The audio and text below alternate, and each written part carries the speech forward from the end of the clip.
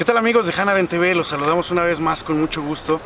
Y en esta ocasión vamos a abordar un texto que se encuentra también entre el pasado y el futuro de Hannah Arendt. Y en esta ocasión se llama ¿Qué es la autoridad? ¿Creen que estemos viendo el fin del chavismo o simplemente una continuidad o un hito que pueda marcar este gobierno que todos podemos decir que no es democrático, pero habría que hacer la distinción entre si es un gobierno tiránico o un gobierno autoritario? Enrique, ¿cómo estás? Pepe Lozano, ¿qué tal? Bueno, dijiste algo interesante. Todos podemos decir que el gobierno de Nicolás Maduro no es un gobierno democrático. Si le preguntamos, entre esos todos, le preguntamos a Paco Ignacio Taibo o a Noroña, pues quién sabe qué diga. Bueno, una cosa es que todos lo sepamos y otra cosa es que nadie se atreva a decirlo. A ver, ¿estamos ante el final del chavismo, sí o no? No lo sabemos, pero este proceso político tan complejo puede darnos luces a través de un texto que escribe Hannah Arendt, un artículo muy pequeño, que es La autoridad, y que está publicado en Entre el pasado y el futuro, que lo pueden ver en nuestra sección de biblioteca. Y entonces Hannah, para intentar resolver este problema, para intentar poner el tiempo en hora, como dice la introducción de nuestra página, empieza a explicarnos cosas. Y dice, tanto en la práctica como en la teoría, ya no estamos en condiciones de saber qué es verdaderamente la autoridad. La autoridad parte del reconocimiento, la autoridad no es poder. Y entonces, la autoridad es la clave. ¿Por qué? Porque las revoluciones, nos dice Hannah Arendt sobre la revolución, son la consecuencia, no las causas, del desquebrajamiento de la autoridad. Y entonces, una revolución que nos conecta con el origen, que nos conecta con la libertad, que nos conecta con muchas cosas, solamente puede ocurrir esta revolución si existe una crisis profunda en la autoridad. Y entonces, así se puede explicar la revolución fallida en Francia o la revolución en Norteamérica o incluso la revolución rusa. Ahora, el punto es que nuestro tiempo es el tiempo del extravío de la autoridad. No la encontramos por ningún sitio. Y quizá uno de los procesos, uno de los movimientos emblemáticos que son producto de esta crisis de la autoridad son precisamente los 68. El 68 francés, el 68 polaco, el 68 mexicano. Porque recordemos, Hannah otra vez en Sobre la Violencia, que la universidad es la única institución que descansa, la única institución secular, que descansa su principio de orden en el principio de la autoridad. Y entonces el resquebrajamiento de la autoridad, la caída de la autoridad, la desarticulación de la misma y su extravío en las universidades, en buena medida es una de las variables que motiva los movimientos del 68 a nivel internacional. Ahora, el punto es que no nos tenemos que ir a una escena histórica como la toma de la Bastilla en 1789 o el 68 francés, la imaginación al poder y estas escenas, o Tlatelolco en México en el 68, para hablar del extravío de la autoridad. Este extravío se convirtió en el leitmotiv, en el elemento constante de nuestro tiempo. Hannah dice en la primera línea, dice, para evitar equívocos tal vez habría sido mejor, más sensato preguntarse qué fue y no qué es la autoridad. Hoy, en un texto brillante sobre la violencia de Hannah Arendt, establece a la autoridad como el reconocimiento, como muy bien advertías. Ahora, la diferencia entre autoridad y poder radica principalmente en que la autoridad no necesita ningún tipo de coerción. La pregunta es, ¿por qué entonces se confunde este término con poder? O más bien dicho, ¿por qué el poder dice todavía ser autoritario? Interesantísimo, porque cuando hablamos de autoritarismo estamos hablando de un régimen político. Y entonces no estamos hablando de procedimientos o mecanismos de distribución de poder, porque entonces ahí hablamos de forma de gobierno, mecanismos de distribución de poder. Cuando hablamos de régimen político estamos hablando de escala de valores que rigen, escala de valores axiomáticas, ontológicas, metapolíticas, que rigen las transacciones del sistema.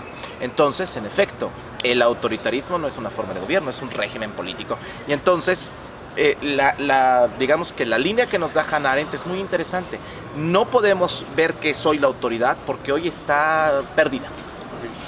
Pero sí tenemos que ir al pasado, que es un dato que no puede cambiar, que no puede mutar, que es un dato fijado. Y entonces sí podemos ver qué fue o qué fue alguna vez o cómo fue concebida alguna vez la autoridad. Porque ya nuestros amigos de Hannah Arendt TV estarán intuyendo que el chavismo, si está en crisis, es porque ha perdido su autoridad. Y bueno, regresamos a las líneas de Hannah Arendt. Dice, la autoridad siempre demanda obediencia y por este motivo es corriente que se le confunda con cierta forma de poder o violencia, que ahí está justamente lo que nos comentabas. Oye, Enrique, tú estás hablando de el extravío de la autoridad. Y inmediatamente me surge una pregunta. ¿Qué pasa entonces si se pierde la autoridad? Bueno, la propia Hannah podría responder, si se pierde la autoridad, se pierde el fundamento del mundo, que sin duda, desde entonces empezó a variar y a cambiar. Regresando al ejemplo operativo que tenemos, el chavismo no está en crisis hoy, no está en crisis desde que el presidente de la Asamblea se declaró presidente ad interim. Mientras tanto, de manera tan inconstitucional como el propio presidente Maduro tomó posesión, absolutamente inconstitucional, no frente a la Asamblea, sino frente al Tribunal de Justicia, Superior de Justicia venezolano. Podemos decir que la crisis del chavismo no empezó ni hoy, ni de la toma de protesta, ni de hace 2 meses. La crisis del chavismo empezó quizá en la última elección donde Hugo Chávez Frías participó.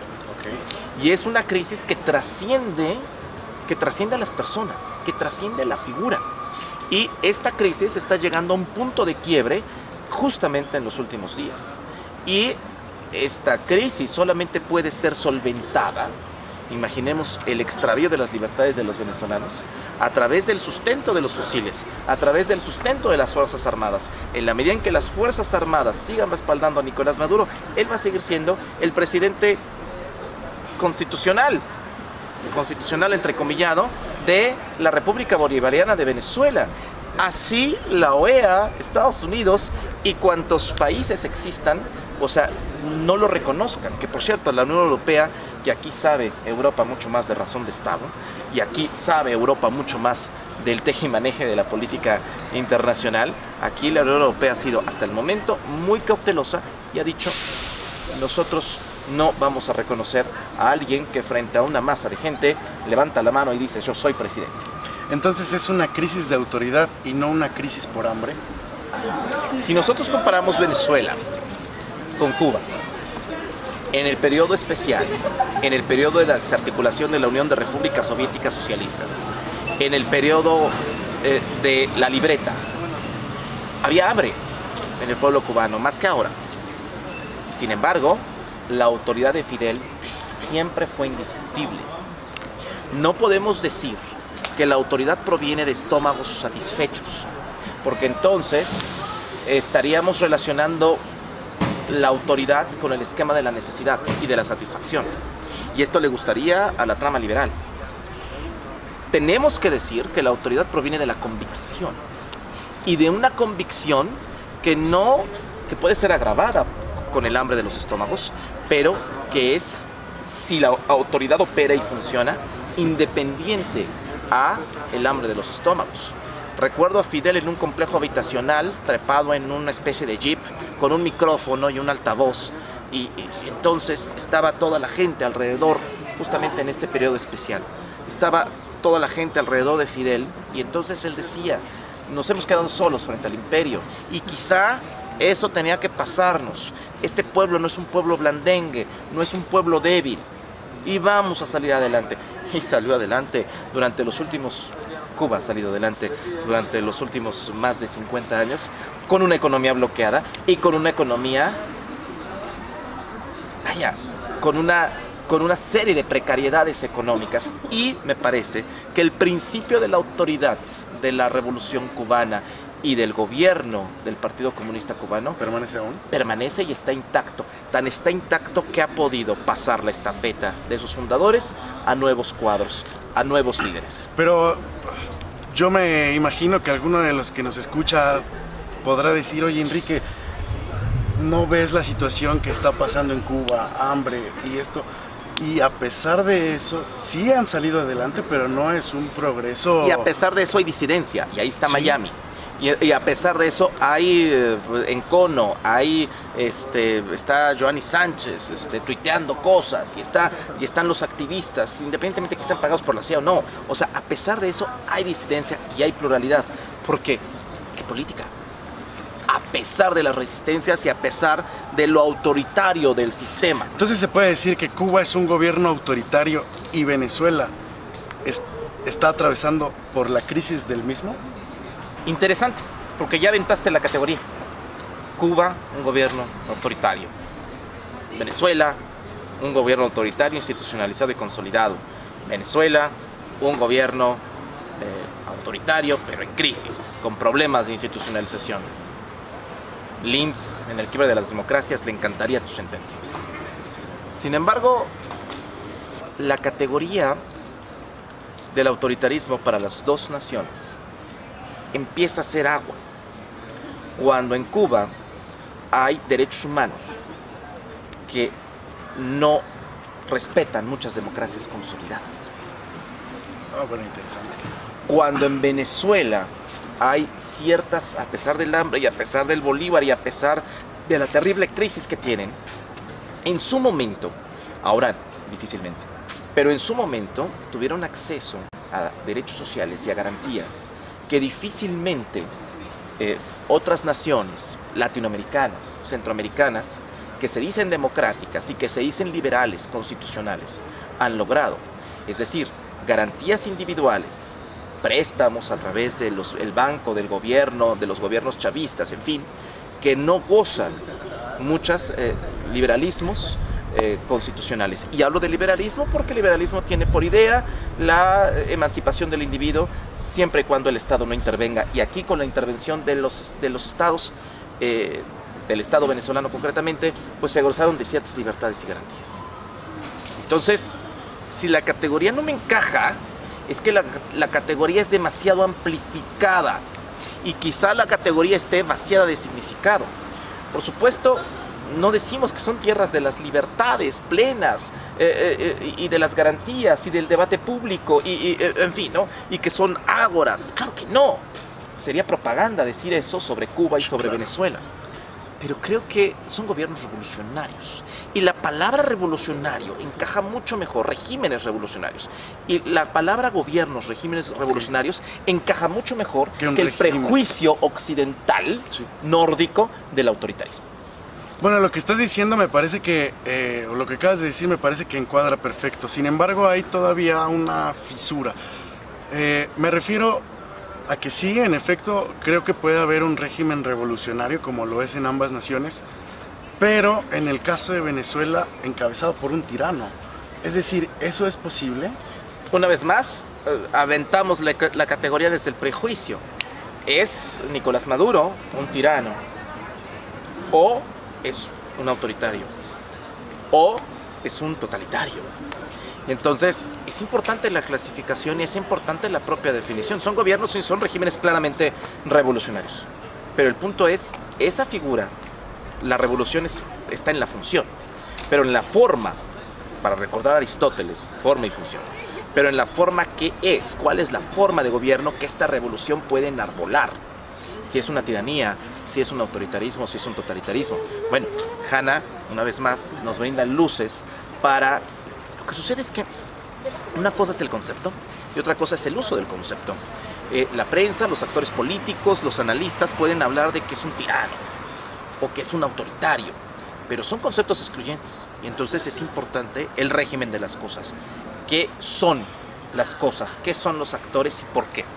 Entonces Hanna dice: la diferencia entre tiranía y gobierno autoritario siempre ha sido que el tirano manda según su voluntad y sus intereses propios, en tanto que aún el más draconiano autoritario de los gobiernos está limitado por unas leyes. Sus actos se rigen por un código que o no proviene de un hombre, como es el caso de las leyes de la naturaleza, de los mandamientos de Dios o de las ideas platónicas, o bien de ninguno de los que ejercen el poder. En un gobierno autoritario, la fuente de la autoridad siempre es una fuerza externa y superior a su propio poder. De esta fuente, de esta fuerza externa que trasciende el campo político, siempre derivan las autoridades su propia autoridad, es decir, su legitimidad, y con respecto a ella miden su poder. ¿Es claro? Muchos podríamos decir, Maduro está con su propia voluntad, haciendo y deshaciendo. Hasta el momento que transcurre y está grabándose este video, las Fuerzas Armadas han respaldado a Maduro. Y entonces no es solo su voluntad, sino una estructura. un régimen. Hoy por la mañana inaugura las funciones del Poder Judicial. Y entonces no es solo su voluntad, sino un cúmulo de consentimientos y de voluntades, contrariados con el sentimiento popular, movidos por el hambre, por la pobreza, por la desigualdad, por la iniquidad. Pero no es la voluntad de un solo hombre. Y a final de cuentas, si hoy alzó la mano el presidente del Congreso, de la Asamblea Popular Bolivariana, y entonces se autodesignó, se nombró presidente en curso, fue precisamente porque no apegó a lo que dice la ley, que es hacer el fallo y hacer el juramento ante la Asamblea de Representantes Populares. Oye, ¿y entonces por qué hay naciones, me refiero a Estados Unidos y compañía, Canadá, que están apoyando a este presidente que se autoproclamó de alguna manera y algunas naciones no? La pregunta sería, ¿por qué lo hacen hasta ahorita? Okay. Porque el gobierno revolucionario ha sido desde que Chávez Sí, claro. triunfó de manera decisiva con el golpe de Estado del 2002 y entonces lo tumban, colocan una junta militar de gobierno con empresarios y después lo tienen que regresar los propios militares. La pregunta es por qué saltan hasta ahora contra un gobierno revolucionario que siempre ha sido de esa misma manera. Y aquí, Pepe, existe un eslabón perdido. Es irremediable saber, comprender por qué Turquía, Rusia, Nicaragua, Cuba, Bolivia apoyan a Maduro. Apoyan a Maduro con el reconocimiento de Maduro. Pero aquí hay un eslabón perdido, un pie grande que es México. ¿Por qué México sigue aferrado a este reconocimiento? Y aquí la respuesta es doctrinaria. México siempre, a lo largo de su historia del exterior, en el siglo XIX, en el siglo XX, pues siempre se ha acercado al principio de autodeterminación de los pueblos. Recordemos como cuando Aguilar Sincer presidía el Consejo de Seguridad en la ONU y estaba la crisis de septiembre 11 de las Torres Gemelas. Entonces México no da el voto para que Estados Unidos junto con Inglaterra y junto con España hagan una fuerza militar conjunta e intervengan primero en Afganistán lo hicieron y después de manera concreta los tres en Irak. México no da el voto. México se abstiene. México nunca ha tenido una política exterior pragmática, sino doctrinaria. Lo que está haciendo el presidente Obrador es fiel a nuestros principios. Ahora, el punto es que tampoco seamos románticos, porque no intervenir y abstenerse también es un posicionamiento. Claro. Un posicionamiento que nos puede acercar a México a ser mediador en un diálogo, una neutralidad que nos permite curarnos en la doctrina, en la histórica doctrina y en la histórica actuación de México frente a otras coyunturas mundiales, pero también una neutralidad y un silencio que nos compromete en caso de que en las próximas horas Maduro caiga y entonces México tendrá que definirse con sus aliados económicos y tomar la misma postura que toma Estados Unidos, que toma el continente, o seguir aferrado a sus principios. Entonces también es un posicionamiento un tanto arriesgado, ¿no? Sí, Cuba no arriesga absolutamente nada apoyando a Maduro, pero y Rusia tampoco, y Nicaragua tampoco, pero de todos estos grupos de países notables, los únicos que estamos arriesgando somos nosotros, porque estamos desde la neutralidad en contra de nuestros aliados económicos. Y en tanto el presidente Maduro siga siendo el presidente, no hay problema. No pasa nada, nos curamos en la salud de la doctrina Estrada. El punto es, en el momento en que las Fuerzas Armadas, por la coyuntura revolucionaria, den el vuelco. Y ahí sí vamos a tener un problema, ¿no? Y ahí vamos a tener que ser pragmáticos. Sí. Y un terrible problema. Ahora, continúa Hanna. La tiranía y el totalitarismo se identifican una vez más, excepto que ahora el gobierno totalitario, si no se identifica en forma directa con la democracia, al menos se ve como un resultado casi inevitable de ella. Es decir, la consecuencia de la desaparición de todas las autoridades tradicionales reconocidas. En efecto, hay un apoyo popular de Nicolás Maduro que no se compara al que tenía Hugo Chávez Frías, sí, no. hace 15 años. Y, sin embargo, vemos cómo el régimen revolucionario está pasando su mayor crisis. su autoridad está extinta y a pesar de eso hay un apoyo popular. ¿No tiene más apoyo popular el presidente que se autoproclamó? Eso está por verse. Ok. Eso está por verse. O sea, entonces la ponderación importa más las Fuerzas Armadas que el pueblo. Lo que sucede es que uno de los brazos, y aquí también es por lo que muchas lecturas dicen, es que hay un totalitarismo en Venezuela, porque el ejército toma labores de policía y el ejército no se distingue del partido y no se oficialista y no se distingue de la estructura del poder. Nota al pie. Cuidado con la militarización del espacio público, ¿eh? Todo comienza con la Guardia Nacional, todo comienza por un... No es casualidad las pugnas aquí en México de que la Guardia Nacional tiene que tener un mando civil y entonces la rebatinga de Morena diciendo civil y militar para lo fáctico y civil para las cuestiones administrativas. Estamos de acuerdo que nadie supone un peligro de la Guardia Nacional desde el escritorio, sino en el terreno de batalla. Pero bueno, eso es una pequeña nota al pie. Ahora, mucha gente dirá, es un totalitarismo por este elemento de la milicia. Pero realmente no. Porque a pesar de que existe este elemento militar muy presente, que es el único sustento que hoy tiene Nicolás Maduro, a pesar de que de todas las circunstancias y todas las desavenencias que están ocurriendo, Venezuela no es un totalitarismo. No cumple con todos los elementos, vamos. No cumple con todos los elementos y no cumple con uno de los principales elementos del totalitarismo. La restricción del movimiento por parte de los ciudadanos y la resistencia en un totalitarismo es subterfugia, es secreta. Aquí hay marchas, aquí las calles están Chacao, está la estación de Chacao que está muy cercana al Palacio de Miraflores, está a reventar, aquí hay movimiento. Sí hay represión, sí está el ejército, sí están los cuerpos policíacos, sí están estas bandas que vienen desde el chavismo, de gente de los suburbios, de las zonas más pobres, armadas con máscaras, con trapos cubiertos con su rostro, disparándole a la gente. O sea, sí tenemos una emergencia gigantesca, pero está el movimiento ahí, está la posibilidad de resistirse públicamente y de expresar el desconocimiento al presidente. Eso imposible en un totalitarismo. Imposible en un totalitarismo. Y continúa Hanare. Para la imagen de un gobierno autoritario propongo la forma de una pirámide, bien conocida en el pensamiento político tradicional.